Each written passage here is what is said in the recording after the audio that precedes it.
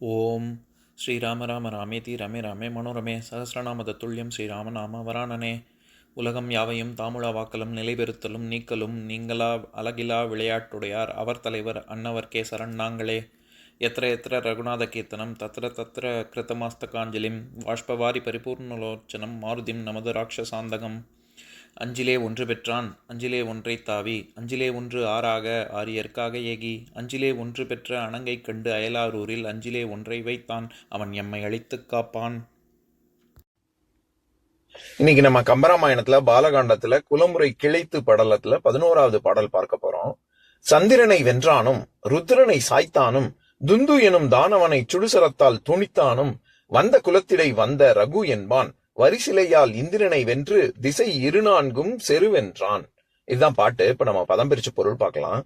சந்திரனை வென்றானும், சந்திரனை வெற்றி கண்ட ஒரு மன்னனும், ருத்ரனை சாய்த்தானும், ருத்ரமூர்த்தியை தோற்கடித்த ஓர் அரசனும், சுடு சரத்தால் பகைவரை எரிக்கவல்ல அம்பினால் துந்து எனும் தானவனை, துந்து என்னும் அசுரனை துணித்தானும் கொன்ற வேந்தனும் வந்த குலத்திடை இக்குமாரர்கள் பிறந்த இச்சூரிய வம்சத்தில் வந்த ரகு என்பான். தோன்றின ரகு என்னும் அரசன் வரிசிலையால் கட்டமைந்த வில்லால் இந்திரனை வென்று தேவேந்திரனை வென்று திசை 14 8 திசைகளிலும் உள்ளவர்களையும் செரு வென்றான், போரில் தோற்கடித்து வெற்றி பெற்றான். இப்ப நம்ம இந்த பாட்டுல இருக்கக்கூடிய நயங்களை பார்க்கலாம். அதாவது 4 ராமனின் முன்னோர்கள் 4 பேரை ஒரே பாடல்லையே சொல்றாரு. திலீபன், பகீரதன், குவலயாஸ்வன், அதுக்கப்புறம் ரகு மன்னன். இந்த 4 பேர். அதாவது என்னன்னா, சந்திரனுக்கு சார்பான அசுரர்களும் பிரகஸ்பதியின் சார்பான தேவர்களும் தேவாசுர போர்க்காலத்து நடக்கும் காலத்துல இந்த சூரிய வம்சத்துல ஒருவனான திலீபன் அப்படிங்கிற உதவியை தேவர்கள் நாடினார்கள். அப்படி நாடி திலீபனின் உதவி கொண்டு அசுரர்களை கொன்று வீழ்த்தினார்கள். அப்படிங்கறதுனால இங்க சந்திரனை வென்றானும் அப்படின்னு சொல்றாரு. சந்திரன்னா அங்க அந்த இடத்துல அசுரர்களை குறிக்கிறதுக்காக சந்திரன் அப்படின்னு சொல்றாரு. இங்க திலீபன் அப்படிங்கிற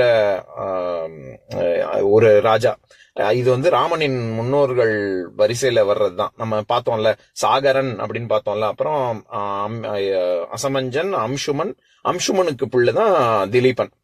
அந்த திலீபன் தான் இந்த தேவாசுர போர்ல அசுரர்களை வீழ்த்தினார்கள் அப்படிங்கறத இங்க ஒரு வரியில சொல்றாரு. அடுத்தது பகீரதன். அதாவது ருத்ரனை சாய்த்தானும் அப்படின்னு வருதுல 2வது வரியில. அது பகீரதனை பத்தி நம்ம சென்ற பாடல்லையே பார்த்தோம். பகீரத முயற்சி அப்படின்னு சொல்லிட்டு இது கங்கையை பூமிக்கு கொண்டு வந்தது அப்படின்னு. அதனை தொடர்ந்து இன்னொரு பெரிய விஷயமும் பண்ணினாரு. அது என்னன்னா, அஸ்வமேத யாகம் பண்ணும் பொழுது பரியை விடுத்தல்ங்கிற ஒரு சடங்கு இருக்குல்ல. அதாவது குதிரையை விடுவாங்க.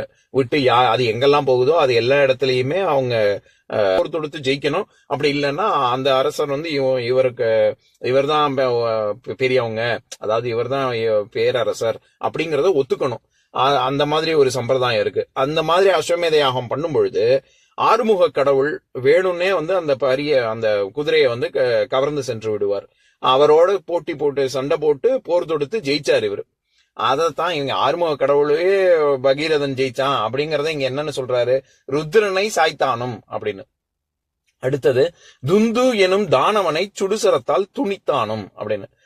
அது என்னன்னா, உதங்க முனிவருக்கு பகைவனான துந்து அப்படிங்கிற ஒரு அசுரனை குவலயாசுவன் அப்படிங்கிற ஒருவன் கொன்றான். அந்த குவலயாசுவனும் இந்த ரகுகுலத்துல, அதாவது இவர்களுடைய முன்னோர்கள் தான். அதாவது நம்ம வரிசையா பார்த்தோம்னா பிருது அப்படிங்கிற அரசனை பத்தி முன்னாடி கம்பர் சொல்லியிருக்காரு. அந்த வரிசையில பிருது, விஸ்தரஸ்வான், அப்புறம் விஸ்வகஸ்வன், ஸ்ரவஸ்தன், பிருகதஸ்வன், அவனுடைய பிள்ளைதான் குவலயாஸ்வன்.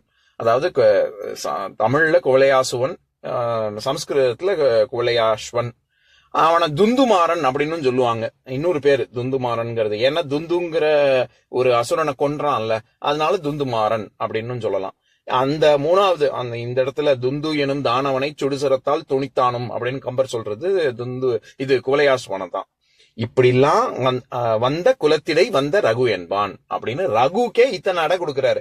சந்திரனை வென்றானும் ருத்ரனை சாய்த்தானும் துந்து எனும் தானவனை சுடுசரத்தால் துணித்தானும் இது எல்லாமே யார பத்தி வர்றது? வந்த குலத்திடை வந்த ரகு என்பான். இப்பேற்பட்ட குலத்தில் தோன்றிய ரகு அப்படின்னு சொல்ல வர்றாரு. இந்த ரகுங்கிற ரகுவினுடைய பிள்ளை தான் அஜன். அஜனுடைய பிள்ளை தான் தசரதன். தசரதனுக்கு பிறந்தவன் தான் ராமன். அதனால ராமனுடைய கொள்ளு தாத்தான்னு தான் சொல்லணும் ரகுவை.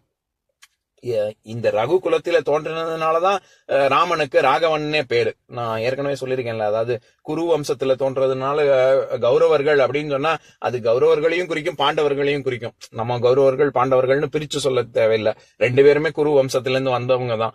ஆனா ஏன் பிரிச்சு சொல்றோம்னா, இங்க பாண்டுக்கு பிறந்ததுனால பாண்டவர்கள் அப்படின்னு அந்த 5 பேரை தனியா சொல்லணுங்கிறதுக்காக நம்ம அப்படி சொல்றோமே ஒழிய எல்லோருமே கௌரவர்கள் தான். அந்த விதத்துல பார்த்தா இங்க நம்ம எதுக்கு சொல்ல வரேன், அந்த மாதிரி ராமன்கிறதுக்கு ராகவன் இன்னொரு பேர் இருக்கிறதுக்கு காரணம் இந்த ரகு வம்சத்துல வந்ததுதான். இதன் காரணமா தான் காளிதாசனுடைய இது ராமாயணத்தை விவரிக்கக்கூடிய அந்த காப்பியத்துக்கு பேரே ரகுவம்சம் அப்படின்னு தானே காளிதாசர் இயற்றிருக்காரு. ரகுவம்சம், ரகுகுலம், இது எல்லாம் ராகவன், இது எல்லாமே ரகு இருந்து வந்தார். அந்த வம்சம் தழைத்தது அப்படின்னு சொல்றதுக்காக தான் அந்த பேரே வந்தது. இப்போ இந்த பாட்டுல சந்திரனை வென்றானும் ருத்ரனை சாய்த்தானும் துந்து எனும் தானவனை சுடுசரத்தால் துணித்தானும் இப்பேற்பட்ட குலத்திடை வந்த ரகு என்பான். எப்பேற்பட்டவன் அப்படின்னா, இந்திரனை வென்று திசை 4 செருவென்றான். 8 திசைகளிலும் இருக்கக்கூடிய அரசர்களை செரு வென்றான், போர் செஞ்சு எல்லாரையுமே வென்றான். அதை சிறப்பா சொல்லணும்னா யார ஜெயிச்சான் அப்படின்னா இந்திரனையே ஜெயிச்சுட்டான் அப்படின்னு தான் முதல்ல ஆரம்பிக்கிறாரு. இந்திரனை வென்று திசை 4 செரு வென்றான் அப்படின்னு. 4 அப்படின்னாலே 2 4 சேர்ந்தா 8 தானே, அதனால திசை 4 அப்படின்னால 8 திசை அப்படிங்கறது 4 அப்படின்னு சொல்றாரு. இது தமிழுக்கே உரிய சிறப்பு. எனக்கு இந்த அப்படிங்கிற சொல்லு ஞாபகத்துக்கு வரும்பொழுது வேற ஒரு விஷயம் ஞாபகத்துக்கு வருது. என்னன்னா, இது கண்ணதாசன் ஒரு முறை சொல்லுவாரு, தமிழ்ல வார்த்தை ஜாலத்துல விளையாட முடியும், அதனால நம்ம லீகலா இப்ப நிறைய பேர் சொல்றாங்கல்ல, அதாவது நீதிமன்றத்துல வழக்காடு மொழியாக தமிழ் வரணும் அப்படின்னு, ஆங்கிலத்துலதான் எல்லாம் பேசுறாங்க அப்படின்னு. கீழ் நீதிமன்றங்கள் எல்லாம் இன்னமும் தமிழ்ல தான் இருக்கு, அங்கெல்லாம் ஆங்கிலம் கிடையாது. உச்ச நீதிமன்றம், உயர் நீதிமன்றத்துல வேணா ஆங்கிலம் இருக்கலாம். அதுக்கு ஒரு காரணமும் சொல்லுவாரு, கண்ணதாசன் காலத்திலே சொல்லுவாரு, ஏன் அப்படி இருக்கிறது, என்ன பிரச்சனை வரும் அப்படின்னு. சும்மா நக்கலா என்ன சொல்லுவாருன்னா, நான் உனக்கு 100 ரூபா கொடுத்தேன் அப்படிங்கறத முன்னாடி கொடுத்தேன் அப்படின்னா, இல்லையே நீ 100 ரூபா 100 ரூபா தான் கொடுத்த அப்படின்னு ஒரு 100 ரூபாய்க்கு சொல்லலாம். 200 ரூபா கொடுத்தேன் அப்படிங்கிறதுக்கு இல்ல நீ 200 ரூபா எல்லாம் கொடுக்கல, 100 கொடுத்தேன் அப்படின்னு 200 200 அப்படின்னு பிரிக்கலாம். அப்புறம் நான் 300 ரூபா கொடுத்தேன், இல்ல நீ 300 கொடுத்த அப்படின்னு முன்னாடி 100 ரூபா தான் கொடுத்த அப்படின்னு சொல்லலாம். 400 ரூபா கொடுத்தேங்கிறத நான் 100 கொடுத்தேன் அப்படின்னு நீ அப்பயும் 100 தான் கொடுத்த அப்படின்னு 100 200 300 400 இது எல்லாத்துக்குமே 100 தான் கொடுத்தேன்னு வாதாட முடியும் அப்படின்னு நக்கலா சொல்லுவாரு. எதுக்கு சொல்ல வரேன், அப்பா இந்த 4 அப்படிங்கறது எனக்கு அந்த 200 அப்படிங்கிற ஒரு வார்த்தை ஜாலம் ஞாபகத்துக்கு வந்தது. இந்த மாதிரியான வார்த்தை விளையாட்டெல்லாம் தமிழ்ல தான் விளையாட முடியும். எதுக்கு சொல்ல வரேன், இந்த திசை 4 செருவென்றான் அப்படின்னா இந்திரன்ல இருந்து ஆரம்பிச்சு 8 திக்கிலும் இருக்கக்கூடிய எல்லா அரசர்களையுமே ரகுவானவன் வென்றான் அப்படின்னு சொல்ல வர்றாரு. இப்ப நான் பாட்டை இன்னொரு தடவை படிக்கிறேன், கேளுங்க. சந்திரனை வென்றானும் ருத்ரனை சாய்த்தானும் துந்து எனும் தானவனை சுடுசரத்தால் துணித்தானும் வந்த குலத்திடை வந்த ரகு என்பான் வரிசிலையால் இந்திரனை வென்று திசை 4 செருவென்றான். இன்னொரு நாள் இன்னொரு பாட்டு பார்க்கலாம். ஓம் शान्ताकारं भुजगशयनं पद्मनाभं सुरेशं विश्वाधारं गगनसदृशं मेघवर्णं शुभाङ्गं लक्ष्मीकान्तं कमलनयनं योगिहृद्यानगम्यं वन्दे विष्णुं भवभयहरं सर्वलोकैकनाथम्.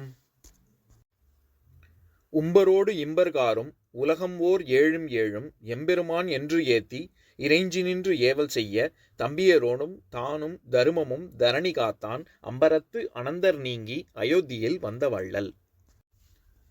ஓம் பூர்ணமதః பூர்ணமிதம் பூர்ணாத் பூர்ணமுதஸ்யதே பூர்ணஸ்ய பூர்ணமாதாய பூர்ணமேவாவசிஷ்யதே.